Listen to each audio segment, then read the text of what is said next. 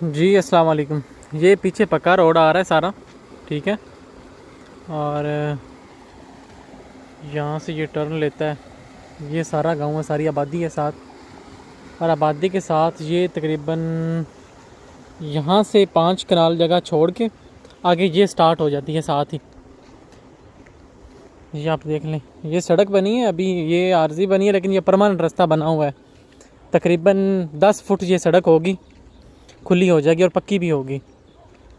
ये आप देख लें, ये आबादी है और आबादी के बिल्कुल साथ ये स्टार्ट हो गई है, बिल्कुल साथ है। अभी फसल लगी हुई है, आप देख रहे हैं।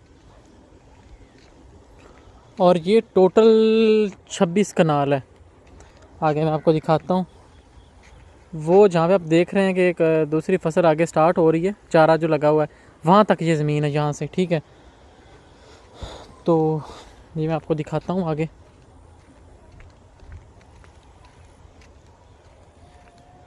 ये कोर्ट सर्वर इंटरचेंज से तकरीबन 2.5-3 किलोमीटर साइड पे है, आबादी के अंदर है, ठीक है। सामने ही बिल्कुल अगर आपको नज़र आए तो इधर ये मोटरवे गुज़र रही है, ठीक है। मोटरवे गुज़री, यहाँ से मोटरवे नज़र आ रही होती है। ये आपको मैं दिखाता हूँ, अभी फसल यहाँ पे उगाई गई है। और ये सीधी आगे ना इकट्ठी है सारी, टोटल बनती है 26 कनाल। ये आपको दोबारा मैं दिखाऊँगा ज़मीन। ये आबादी है, गाँव बना हुआ है और ये सड़क आ रही है, पीछे सारा पक्का रोड है। ये भी सारी आबादी है, ये सारी आबादी बनी हुई है। ये टूअल लगा हुआ, टूअल का पानी भी आ रहा है। यहाँ पे बिजली भी गई हुई है, वहाँ आगे आगे घर भी बने हुए हैं कुछ ना, 1-2 घर आगे बने हुए हैं।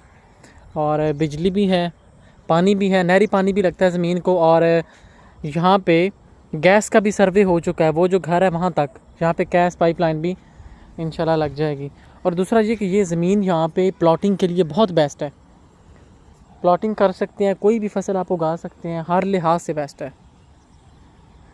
ये देख लें।